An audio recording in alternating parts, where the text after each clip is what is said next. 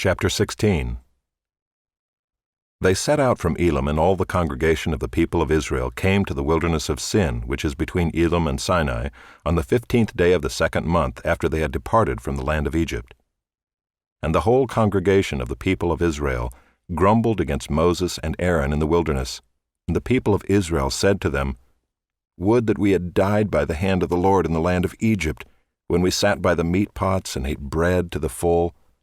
For you have brought us out into this wilderness to kill this whole assembly with hunger." Then the Lord said to Moses, "Behold, I am about to rain bread from heaven for you, and the people shall go out and gather a day's portion every day, that I may test them, whether they will walk in my law or not. On the 6th day, when they prepare what they bring in, it will be twice as much as they gather daily." So Moses and Aaron said to all the people of Israel, "At evening you shall know that it was the Lord who brought you out of the land of Egypt, and in the morning you shall see the glory of the Lord, because he has heard your grumbling against the Lord. For what are we that you grumble against us?" And Moses said, "When the Lord gives you in the evening meat to eat, and in the morning bread to the full, because the Lord has heard your grumbling, that you grumble against him, what are we? Your grumbling is not against us, but against the Lord." Then Moses said to Aaron, "Say to the whole congregation of the people of Israel, 'Come near before the Lord, for he has heard your grumbling.'"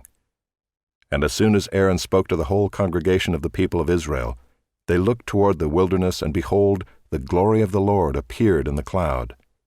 And the Lord said to Moses, "I have heard the grumbling of the people of Israel. Say to them, 'At twilight you shall eat meat, and in the morning you shall be filled with bread. Then you shall know that I am the Lord your God.'" In the evening quail came up and covered the camp, and in the morning dew lay around the camp. And when the dew had gone up, there was on the face of the wilderness a fine, flake-like thing, fine as frost on the ground. When the people of Israel saw it, they said to one another, "What is it?" For they did not know what it was. And Moses said to them, "It is the bread that the Lord has given you to eat. This is what the Lord has commanded. Gather of it, each one of you, as much as he can eat. You shall each take an omer according to the number of the persons that each of you has in his tent."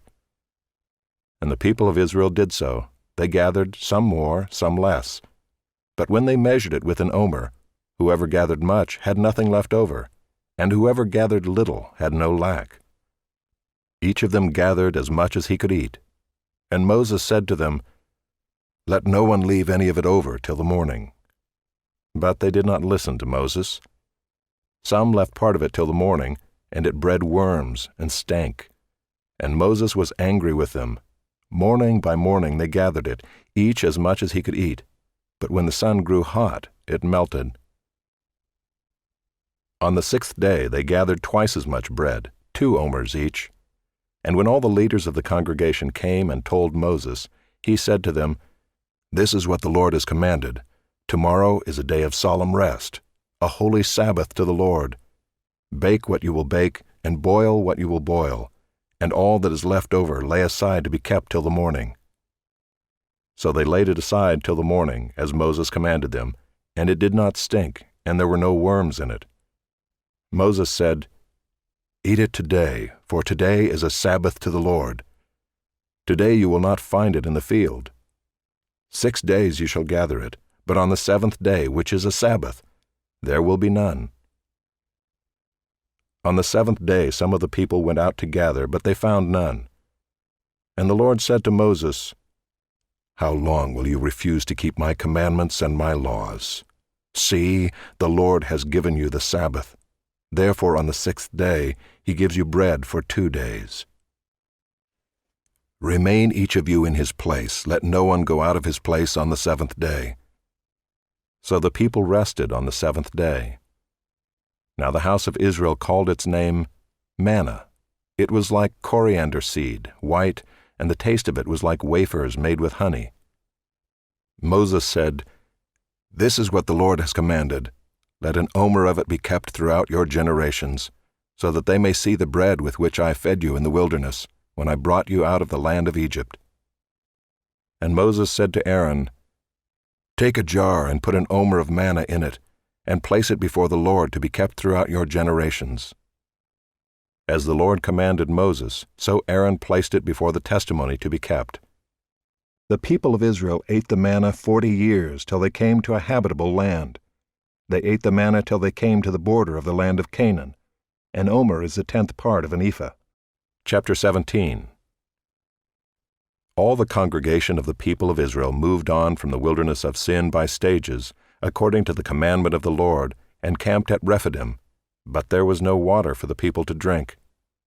Therefore the people quarreled with Moses and said, "Give us water to drink." And Moses said to them, "Why do you quarrel with me? Why do you test the Lord?" But the people thirsted there for water, and the people grumbled against Moses and said, "Why did you bring us up out of Egypt to kill us and our children and our livestock with thirst?" So Moses cried to the Lord, "What shall I do with this people? They are almost ready to stone me." And the Lord said to Moses, "Pass on before the people, taking with you some of the elders of Israel, and take in your hand the staff with which you struck the Nile, and go. Behold, I will stand before you there on the rock at Horeb, and you shall strike the rock, and water shall come out of it, and the people will drink." And Moses did so in the sight of the elders of Israel. And he called the name of the place Massah and Meribah, because of the quarreling of the people of Israel, and because they tested the Lord by saying, "Is the Lord among us or not?" Then Amalek came and fought with Israel at Rephidim. So Moses said to Joshua, "Choose for us men and go out and fight with Amalek. Tomorrow I will stand on the top of the hill with the staff of God in my hand." So Joshua did as Moses told him, and fought with Amalek, while Moses, Aaron, and Hur went up to the top of the hill. Whenever Moses held up his hand, Israel prevailed, and whenever he lowered his hand, Amalek prevailed. But Moses' hands grew weary, so they took a stone and put it under him, and he sat on it, while Aaron and Hur held up his hands, one on one side and the other on the other side. So his hands were steady until the going down of the sun. And Joshua overwhelmed Amalek and his people with the sword. Then the Lord said to Moses, "Write this as a memorial in a book and recite it in the ears of Joshua, that I will utterly blot out the memory of Amalek from under heaven." And Moses built an altar and called the name of it, "The Lord is my banner," saying, "A hand upon the throne of the Lord. The Lord will have war with Amalek from generation to generation." Chapter 18. Jethro, the priest of Midian, Moses' father-in-law, heard of all that God had done for Moses and for Israel his people, how the Lord had brought Israel out of Egypt. Now Jethro, Moses' father-in-law, had taken Zipporah, Moses' wife, after he had sent her home, along with her 2 sons. The name of the one was Gershom, for he said, "I have been a sojourner in a foreign land."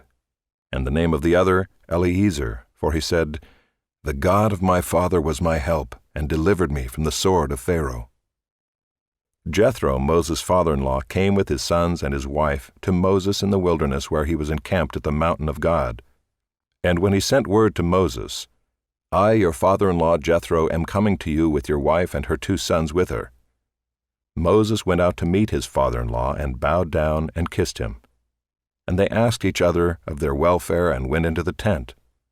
Then Moses told his father-in-law all that the Lord had done to Pharaoh and to the Egyptians for Israel's sake, all the hardship that had come upon them in the way, and how the Lord had delivered them.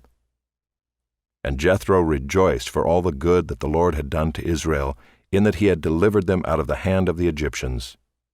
Jethro said, "Blessed be the Lord who has delivered you out of the hand of the Egyptians, and out of the hand of Pharaoh, and has delivered the people from under the hand of the Egyptians. Now I know that the Lord is greater than all gods, because in this affair they dealt arrogantly with the people." And Jethro, Moses' father-in-law, brought a burnt offering and sacrifices to God. And Aaron came with all the elders of Israel to eat bread with Moses' father-in-law before God. The next day Moses sat to judge the people, and the people stood around Moses from morning till evening. When Moses' father-in-law saw all that he was doing for the people, he said, "What is this that you are doing for the people? Why do you sit alone, and all the people stand around you from morning till evening?" And Moses said to his father-in-law, "Because the people come to me to inquire of God. When they have a dispute, they come to me, and I decide between one person and another, and I make them know the statutes of God and his laws." Moses' father-in-law said to him, "What you are doing is not good. You and the people with you will certainly wear yourselves out, for the thing is too heavy for you. You are not able to do it alone. Now obey my voice. I will give you advice, and God be with you. You shall represent the people before God and bring their cases to God, and you shall warn them about the statutes and the laws, and make them know the way in which they must walk and what they must do. Moreover, look for able men from all the people, men who fear God, who are trustworthy and hate a bribe, and place such men over the people as chiefs of thousands, of hundreds, of fifties, and of tens. And let them judge the people at all times. Every great matter they shall bring to you, but any small matter they shall decide themselves. So it will be easier for you, and they will bear the burden with you. If you do this, God will direct you, you will be able to endure, and all this people also will go to their place in peace." So Moses listened to the voice of his father-in-law, and did all that he had said. Moses chose able men out of all Israel and made them heads over the people, chiefs of thousands, of hundreds, of fifties, and of tens. And they judged the people at all times. Any hard case they brought to Moses, but any small matter they decided themselves. Then Moses let his father-in-law depart, and he went away to his own country.